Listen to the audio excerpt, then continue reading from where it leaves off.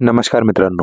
ज्ञानदाता परिवारातील सर्वेसर्वा सुरेश कुटे तसेच त्यांचे सहसंचालक आशिष पाटोदेकर यांना बीडमधून जालना येथे हलवण्यात आलेले आहे. त्यानंतर त्यांना जालना येथे हलवल्याच्या नंतर जालना येथे ज्ञानदाता मल्टीस्टेट क्रेडिट कोऑपरेटिव्ह सोसायटी संस्थापक अध्यक्ष सुरेश कुटे आणि संचालक आशिष पाटोदेकर यांच्या अडचणीमध्ये परत एकदा मोठी वाढ झालेली आहे. यांचे जे वाहनं होते, ज्यामध्ये त्यांचे जे वाहनं होते ते आता जप्त करण्यात येत आहेत. ज्या अंतर्गतच त्यांचे जे सर्व वाहनं होते, ज्यामधील त्यांचे जे ICR असेल किंवा छोट्या मोठ्या गाड्या असेल, ते आता जप्त होत आहेत.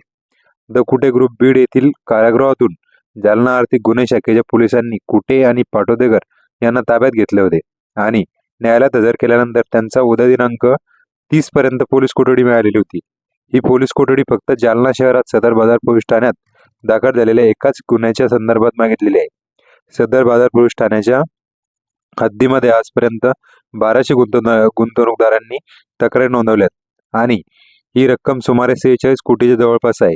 न्यायालयाने दिलेल्या कोठडीनंतर तपासी अधिकाऱ्यांनी कोठडी दरम्यान या दोन्ही आरोपीची चौकशी केल्यानंतर पोलिसांना मिळालेल्या माहितीनुसार आर्थिक गुन्हे शाखेचे उपअधीक्षक रमेश जायभाये आणि या प्रकाराचे तपासी अधिकारी गणेश सुरवसे यांच्या हाती बरीच माहिती लागली आहे. या माहितीच्या अनुषंगाने या अधिकाऱ्यांनी बीड आणि तिसगाव येथून काही मालवाहने जप्त केली आहे. सध्या जप्त केलेली वाहने ही 12 वाहने असून आर्थिक गुन्हे शाखेने ही कारवाई केलेली आहे. 6 कोटी रुपयापर्यंत जाते, कारण यामधील बहुतांश वाहने दुग्धजन्य पदार्थांची वाहतूक करण्यासाठी वापरल्या जात होती. त्यामुळे ती वातावरणाकुलित आहेत.